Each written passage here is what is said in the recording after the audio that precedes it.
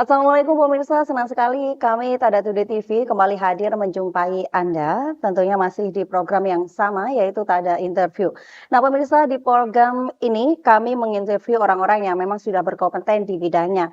Nah untuk pada edisi kali ini, kita akan membedah langsung bagaimana peran vital pengawasan pemilu serentak 2024 khususnya di Kota Probolinggo.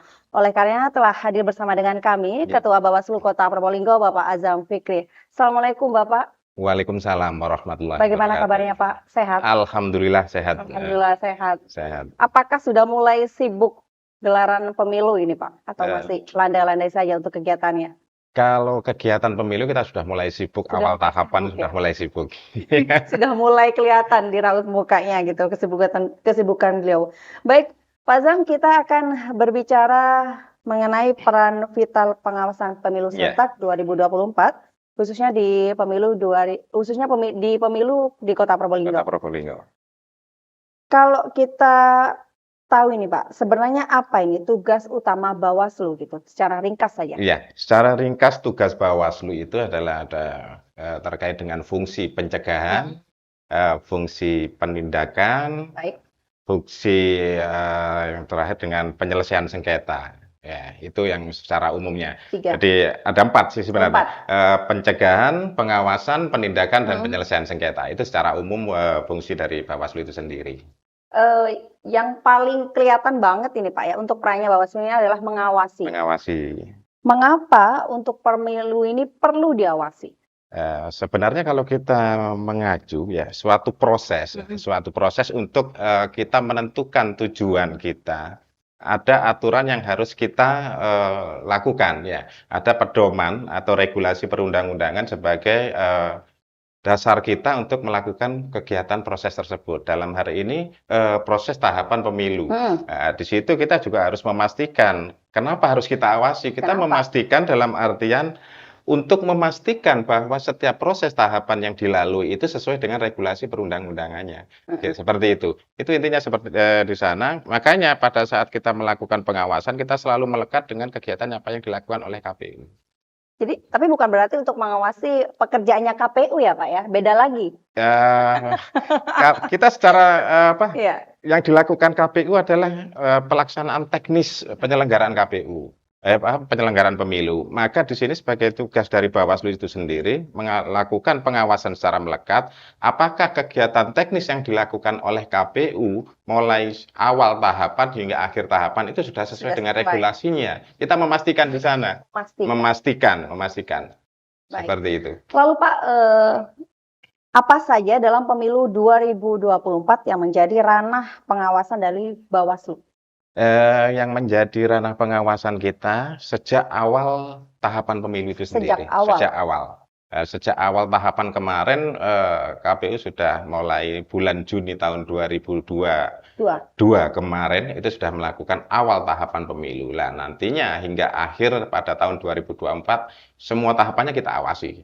Bukan hanya nanti pada saat DPT aja kita awasi, akan tetapi seluruh tahapan kita awasi. Dikawal untuk memastikan bahwasanya segala proses kegiatan itu berjalan sesuai dengan ketentuan peraturan perundang-undangan. Betul. Baik, Pak, 2024 nanti selain pemilu legislatif dan pilpres tentunya ada juga ini pilkada serentak. Apakah pilkada serentak di sini juga menjadi ranah pengawasan dari Bawaslu Kota Probolinggo? Ya, untuk pemilu dan pilkada itu menjadi tugas kita untuk kita awasi. Jadi pemilu ini adalah badan pengawas pemilu. Jadi dalam artian bukan hanya pemilu aja, akan tetapi rentetan dengan proses tahapan pilkada juga akan kita awasi. Seperti itu. Jadi semuanya kita awasi, mulai dari tahapan pemilu juga tahapan pilkada itu sendiri. Oke. Akan tetapi perlu diketahui bahwa dasar hukum dari pemilu itu sendiri kan berbeda dengan pilkada. Kalau pemilu Undang-Undang 7 tahun 2017, sedangkan pilkada Undang-Undang 10 tahun 2016. Itu yang membedakan. Karena di tahun yang sama tapi waktunya berbeda. Betul. Ya Pak ya, baik. Tentang pemilu 2024 secara umum apa saja yang mungkin menjadi potensi kerawanannya Pak? Ya, potensi pengalaman dari periode sebelumnya mungkin Pak ya, dari pemilu sebelumnya dan pilkada sebelumnya. Kalau kita berbicara soal kerawanan, ini semua tahapan mempunyai potensi kerawanan masing-masing ya. Semua tahapan mempunyai potensi kerawanan Potensi masing-masing. Berarti kerawanan. patut dicurigai nanti khawatir terjadi tidak sesuai gitu Pak ya? Iya betul, tidak sesuai, apalagi terkait dengan potensi yang secara umum sudah diketahui masyarakat terkait dengan money politik itu sendiri. Money politik dan juga nanti terkait dengan penyusunan pemutakhiran daftar pemilih, ada beberapa hal yang kita perlu perhatikan di tahapan itu juga menjadi potensi kerawanan. Terkait adanya nanti pemilih yang sudah meninggal, akan tetapi masih masuk di DPT. Nah ini kan potensi kerawanannya bisa digunakan oleh orang-orang yang tidak bertanggung jawab untuk mengambil alih hak pilihnya. Betul. Seperti itu.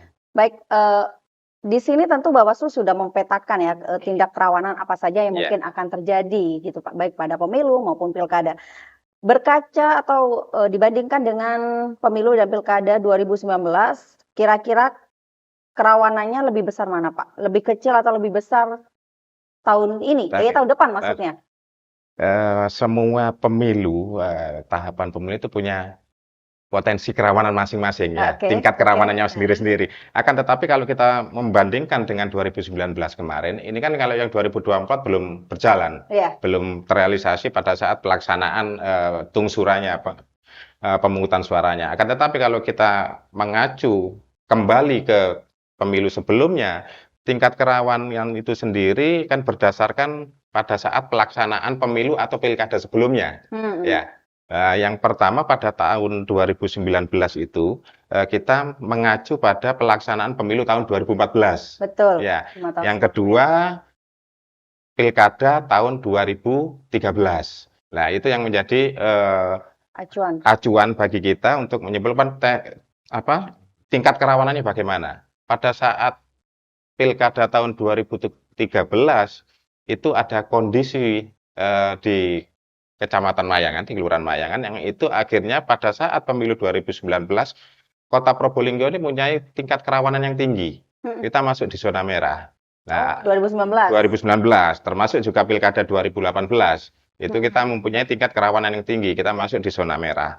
Akan tetapi berdasarkan pemilu tahun 2019 dan 2018 pilkada kemarin itu relatif aman, tidak terjadi masalah yang krusial yang sangat mempengaruhi jalannya pemilu itu, maka untuk pemilu tahun 2024 ini kita masuk di tingkat kerawanan yang rendah.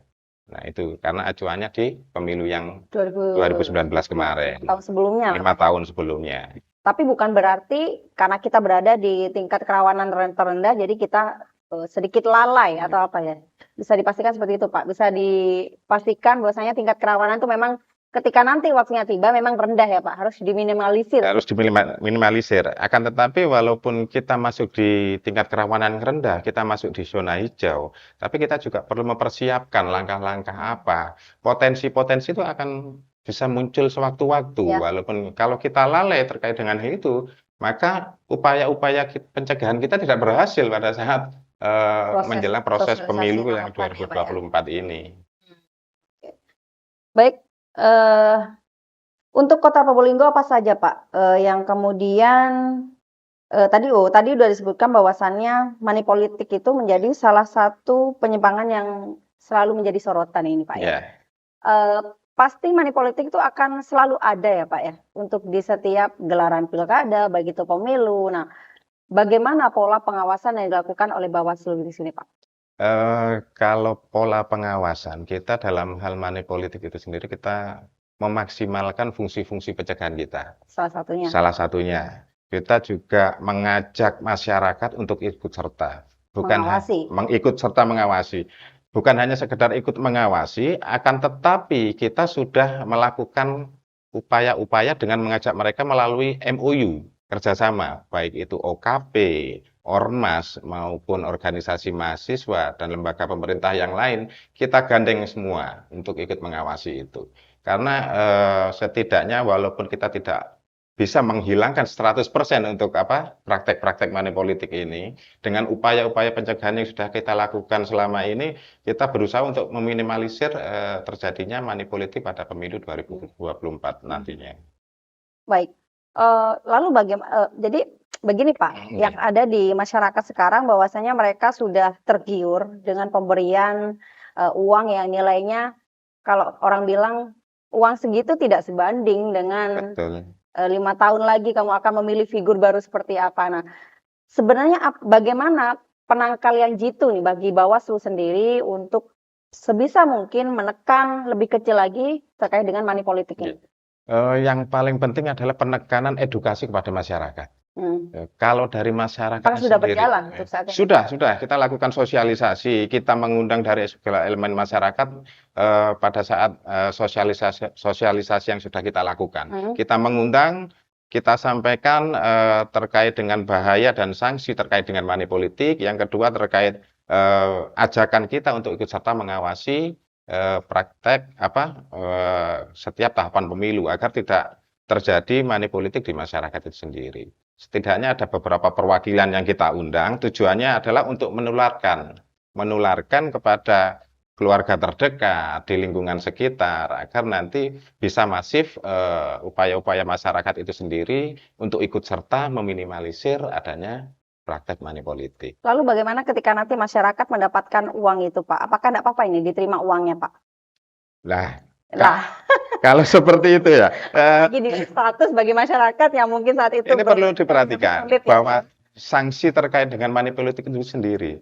Jadi ada sanksinya adalah pidana, kurungan pidana. Itu sudah diatur dalam undang-undang. Dan sejauh ini Pak, sampai masyarakat yang nyata-nyata sudah terbukti menerima money politik sampai dihukum kurungan atau pidana. Untuk saat ini di Belum Kota ya? Probolinggo belum ada. Di daerah lain sampai ada kejadian yang Di- Pak Azam dengar mungkin, jadi biar warning juga buat masyarakat gitu, bahwasanya memang ada gitu yang sampai ketahuan menerima uang atau money politik. money politik gitu. itu sendiri.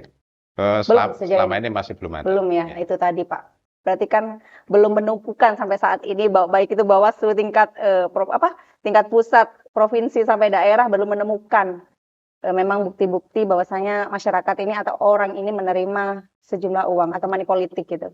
Iya. Itu menjadi tantangan kita tersendiri. Nantinya kita akan terus selalu tidak ada henti-hentinya untuk mengajak Baik. masyarakat untuk minimalisir itu.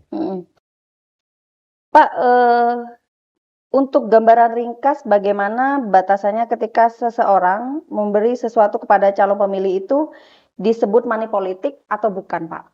Meskipun mungkin ini Pak ya tidak dalam waktu yang menjelang coblosan ya Pak, menjelang Iya. coblosan atau pada saat momen H-1 atau paginya dikasih kemudian siangnya nyoblos. Nah, bagaimana itu Pak?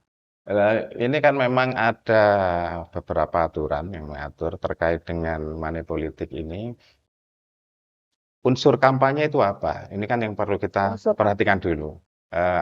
Di situ ada unsur ajakan, unsur istilahnya menampilkan citra diri, ada beberapa hal yang perlu diperhatikan di sini, tidak serta-merta memberikan uang itu anggap menjadi money politik. Itu yang perlu dipahami oleh masyarakat di Kota Probolinggo ini. Dalam artian, di dalam undang-undang mengatur bahwa setiap orang ada tim pelaksana yang memberikan uang atau materi lainnya, ini perlu tanda kutip, lainnya? bukan uang aja. Bantuan begitu masuk nggak Pak? Bantuan materi lainnya berarti bisa misalnya sembako, itu kan masuk di sana. Materi lainnya tidak. Bantuan perawatan medis misalnya Pak, bisa dikatakan money politik? Dalam artian dikatakan memenuhi money politik itu ada unsur ajakan. Untuk memilih, ya. Unsur ajakan untuk memilih. Kalaupun hanya sekedar memberikan tanpa ada ajakan itu bukan dianggap menjadi money politik itu sendiri. Baik.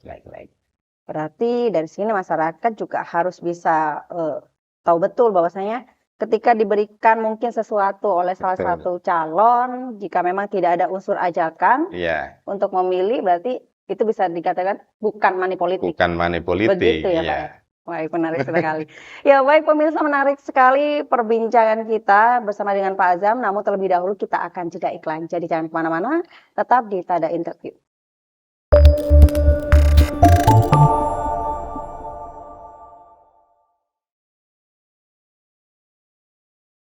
Ya baik pemirsa, Anda kembali menyaksikan Tada Interview dan masih bersama dengan Ketua Bawaslu Kota Probolinggo.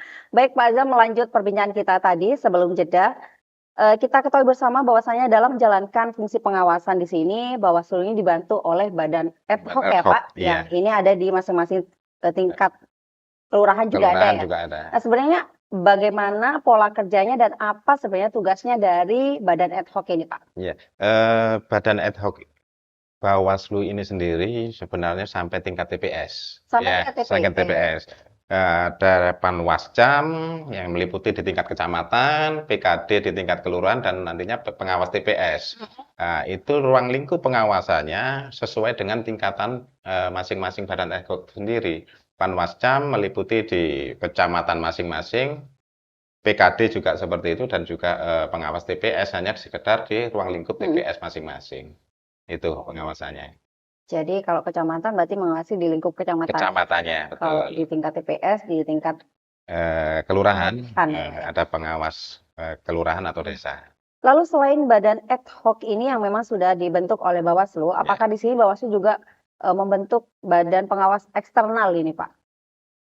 Kalau eksternal kita tidak membentuk, tapi kita bisa menerima dari eksternal, yaitu pemantau pemilu yang mau mendaftar ke Bawaslu. Tugasnya sama dengan badan buatan? Tugasnya yaitu untuk memantau pelaksanaan tahapan pemilu. Oh, Iya. terus Jadi, mereka ini direkrut, tidak ya, Pak? oh tidak, jadi mereka mendaftar ke Bawaslu, berkasnya kita periksa, lalu kita ajukan untuk akreditasi. Tugasnya apa? Ya Tugas, hanya memantau itu tadi? iya, memantau. Tapi tidak dibatasi memantau baik itu apa mungkin di tingkat kecamatannya atau Oh, di mana? untuk wilayah pemantauan itu kita kembalikan kepada lembaga itu sendiri. Jadi mereka yang menentukan wilayah pemantauannya apa di seluruh kota Probolinggo, di salah satu kecamatan, atau di salah satu desa. Sejauh ini sudah ada, Pak? Untuk sejauh ini yang mendaftar melalui di Bawaslu Kota Probolinggo belum ada. Tetapi yang ada melalui dari Bawaslu Jawa Timur.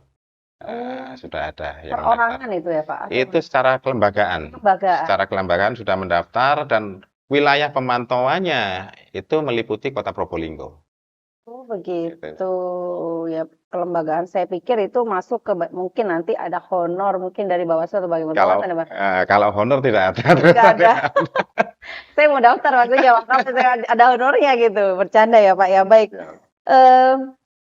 Selain badan atau organisasi, apakah masyarakat umum ini, Pak? Kalau tadi kan secara kelembagaan, Pak ya. Kalau masyarakat umum secara individu ini, apakah juga bisa melakukan pengawasan jalannya pemilu ini, Pak? Secara perorangan itu bisa dimungkinkan, yaitu sebagai pengawas partisipatif. Sebagai pengawas partisipatif itu dalam artian kita sudah mengundang dan mengajak mereka untuk melakukan kerjasama yang sudah kita tanda tangani bersama untuk ikut serta sebagai pengawas partisipatif, mengawasi setiap tahapan pemilu itu sendiri.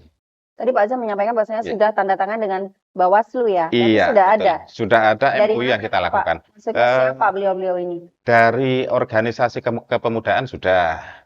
Jadi ada organisasi kepemudaan dari GP Ansor, dari Pemuda Muhammadiyah, dari Ormas sendiri juga sudah, yaitu dari PCNU maupun pimpinan daerah Muhammadiyah juga sudah.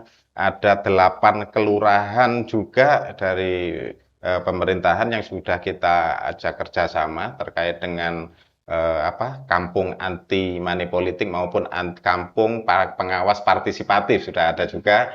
Dari gerakan mahasiswa juga sudah kita ajak untuk melakukan kerjasama, dan juga yang terakhir kemarin MOU dengan PWI terkait dengan pengawasan partisipatif itu sendiri. Tugasnya kalau secara individu ini apa saja Pak yang perlu diawasi? Setidaknya pada saat mereka melakukan pengawasan atau sedang berada di luar dan melihat adanya potensi atau dugaan pelanggaran yang dilakukan baik itu oleh KPU maupun oleh peserta partai politik peserta pemilu, mereka setidaknya memberikan informasi awal kepada kita agar selanjutnya nanti bisa kita tindak lanjuti. Baik. Kalau tadi kan sudah ada nih pengawasan baik itu melibatkan masyarakat secara individu. Nah, lalu bagi masyarakat yang mungkin Pak ini menemukan adanya potensi kecurangan selama jalannya pemilu, baik itu nanti mungkin pas hari H juga, bagaimana pola mereka atau cara mereka untuk melaporkan untuk melaporkan adanya kecurangan tersebut, Pak? Sebenarnya ada 2 langkah ini sebenarnya, ada 2 cara. Yang pertama, kalau mereka tidak mau melapor, yang seperti saya sampaikan tadi adalah memberikan informasi awal kepada kita. Informasi awal. Informasi awal terkait adanya dugaan pelanggaran pemilu. Nah, itu yang nantinya dari informasi awal itu akan kita kembangkan melalui investigasi di lapangan. Untuk Investigasi di sini melibatkan siapa saja, Pak? itu dari internal Bawaslu itu sendiri. Di sana adalah untuk mencari bukti-bukti, dokumen pendukung yang bisa jadikan kita tindak lanjuti sebagai upaya-upaya untuk penanganan pelanggarannya jika memang diketahui informasi itu terkait adanya dugaan pelanggaran. Yang kedua, masyarakat itu sendiri bisa melaporkan secara langsung ke Bawaslu. Akan tetapi dalam untuk melaporkan itu perlu adanya syarat-syarat yang harus dilengkapi. Dalam artian syarat formil dan material. Syarat formil itu sendiri pelapor sendiri membawa EKTP dan itu nantinya akan kita terima, kita periksa apakah kesesuaian antara EKTP dengan pelapor itu sendiri sesuai. Nah, Jangan-jangan orang mana lapor ke sini. betul, nah itu. Ya, baik. Yang kedua terkait dengan pelapor itu sendiri, apakah sudah masuk daftar pemilih, apakah sudah mempunyai hak pilih. Nah, kalau tidak mempunyai hak pilih, misalnya anak SD kan juga bisa melapor. Nah, ini perlu kan, SMP juga bisa melapor di sana. Nah, itu kan secara formilnya. Secara material, mereka juga harus melampirkan bukti-bukti. Bukti-bukti adanya dugaan pelanggaran yang mereka ketahui. Itu bisa berupa nantinya foto atau dokumentasi video atau yang lainnya. Itu yang harus dipenuhi. Pak, sejauh ini mungkin atau permasalahan yang terjadi pada pemilu sebelumnya pasti ada kan Pak ya, mungkin masyarakat yang melaporkan dugaan tindakan kecurangan ini. Itu sejauh ini selesai sampai hanya di Bawaslu saja Pak? Di Bawaslu saja atau bisa sampai yang mungkin sampai ada yang ke ranah pidana atau bagaimana Pak? Yang sesuai dengan pengalaman pemilu 2019 kemarin itu hanya selesai di Bawaslu aja. Selesai di Bawaslu. Ya, balik lagi itu biasanya paling banyak ya tadi money politik itu Pak ya? Money politik dan juga netralitas ASN juga. Ini kita juga pantau. Netralitas ASN itu karena pada 2019 kemarin itu ada pelanggaran terkait dengan netralitas ASN. Dan hasil putusan kita sudah kita rekomendasikan ke ASN di Kota Probolinggo. Itu ASN Pak ya, tapi sebagai pegawai pemerintahan tapi dia masih statusnya tidak ASN atau honorer nih. Apakah juga diperkenankan Pak untuk ikut terlibat lah misalnya paling tidak yang paling gampang kan sekarang mengkampanyekan lewat WA story ini Pak, memasang figur ini gitu nih. Itu masuk pelanggaran juga nggak sih Pak? Karena bukan ASN ya dia Pak ya.